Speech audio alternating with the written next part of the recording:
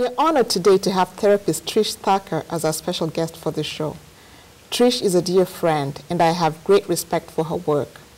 As a licensed therapist, Trish has provided therapeutic services in a variety of settings for the last 15 years.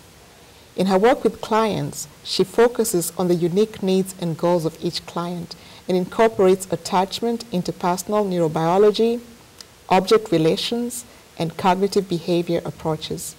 She's had specialist training in trauma counseling and utilizes EMDR, which is a particularly powerful tool to promote healing after trauma.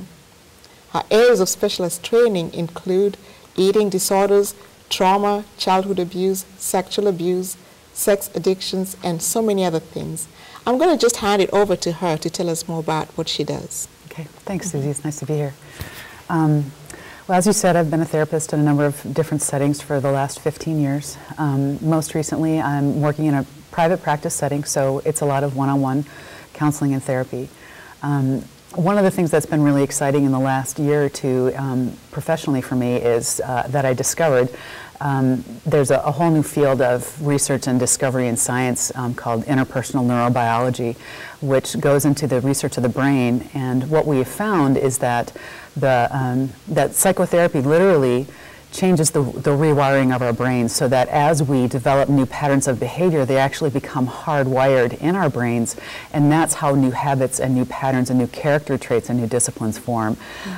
So that's actually, it's really encouraging and exciting. You know, just 10 to 15 years ago, it was believed that whoever you were and whatever character traits you possessed by the ages of between 3 and 6, that's kind of what you had. That was what's in your toolbox, and you were kind of stuck with that for the rest of your life, which is pretty discouraging. And it would also make going to therapy, for example, kind of why? Why would I do that? I'm just paying somebody to be my friend, is what some people say sometimes. So now that we've learned that our brains actually rewire, you know, the new brain research indicates that we actually have stem cells in our brains, and those are cells that have not yet been designated as serving in a particular purpose. They're there for what the brain needs, and that's one of the ways after stroke and things like that that people acquire some of the strengths and skills that they had lost, is that stem cells are deployed to those damaged areas, and they help renew the functionality of that area. And by the same token, that happens in psychotherapy. We've learned a lot about how trauma and stress affect how our brains process information. We've learned that there are parts of the brain that are critical to helping us take difficult circumstances and process them in an integrated way, so that we respond in what we would kind of consider a mature, mentally healthy way to whatever situation, yeah, I guess we would call it maturity in having a level, well thought out response. So it's just been really exciting to see all of that come about, and it's all due to the brain research that's been occurring over the last really 10 to 15 years. Wow. So, and you know, to give credit where credit is due, interpersonal neurobiology was founded by Dan Siegel, who's a psychiatrist based in California, and it's a field that is growing more and more in its understandability and its credibility, because as we get more and more research and more information, it's easier to make the connections, and once we can make those connections, it's easier to explain. So one of the things that I'd like to do, if it's okay, is, and I do it all the time with clients, is I do this. Have I done this for you yet? And if they haven't, then if they say no, then I know that I have to do this. This is the hand model of the brain, and so our nervous system is distributed throughout our body. It's not just in our head and our spinal cord. And so when you say your heart's sick, that means that the neurons around your heart, the viscera, are actually firing, and you feel heart sick. That's why we experience it that way, and that's why people call it that. So what happens is, let's say I walk into a room, let's say I walk in here today, and you just scowl at me. I'm going to have a physical reaction. I'm kind of going to go, holy cow, what's wrong? And then what happens is that message, all those neurons through my body are fired. They send the message up my spinal cord to my brainstem. Then it goes into my limbic area.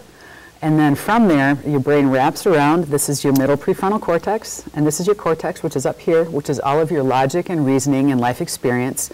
And what we find is that this middle prefrontal cortex, if you lift up your hand, it touches everything.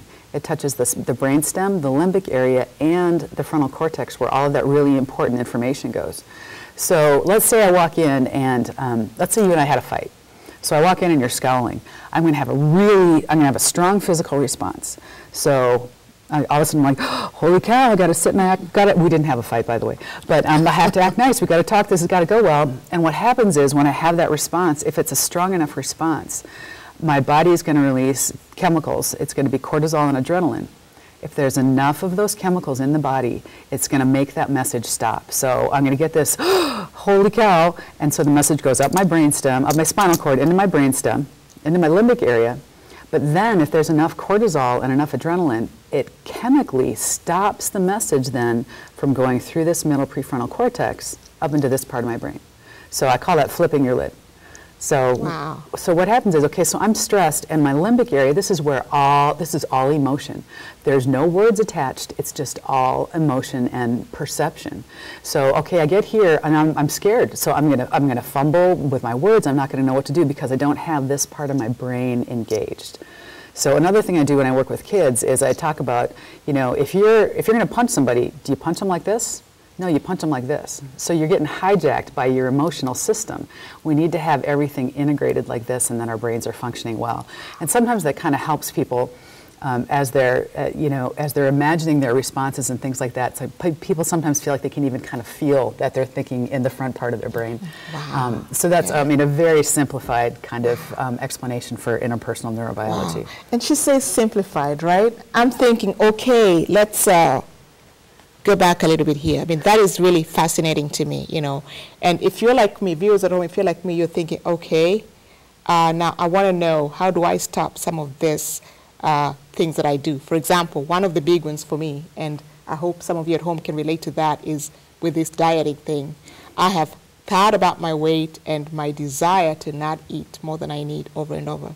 But I find that I keep doing that. And for me, that's one of those trains that just starts going, and it's unstoppable when I get into that mindset I've got to eat. And sometimes it's triggered by things that I can't even explain. So can you speak to just, let's say, dieting? I mean, why is it that so many women struggle with food issues? They struggle with diets and they just never seem to succeed. What is going on in their brain that causes that to happen?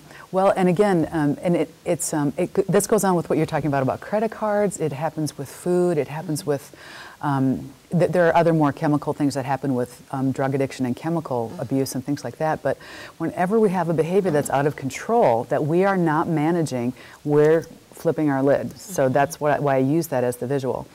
Now, the cause for the flipping your lid can be varied. But let's say, so physically what happens is I get really stressed. There's enough stress that adrenaline and cortisol go through my system, give the message, and I get overwhelmed here, and I can't say, oh, I'm actually tired, I'm actually frustrated, whatever. So we're right here, we're in all of this emotion. We're not able to engage this part of our brain that can make a choice. We can't make a choice here. All we can do is behave. This is where our choice comes from. Okay, so if I'm stressed and my body releases that, I'm going to have a drive. And it is a drive. It's not like you're like, oh yeah, I think I'm going to have a box of Twinkies. It starts with, I want something. And so whether it be I want alcohol, I want chocolate cake, I want coffee, I want to go buy a Prada purse, something like that. It's like, but what it is I have a level of discomfort that I don't know how to make go away. But I do know in the past, these things have helped me feel better. That's basically what happens. And the drive, it's in there. You can feel it. It's like, it's kind of a fire in your gut. So now where does that drive come from? Again, that can be vast and varied.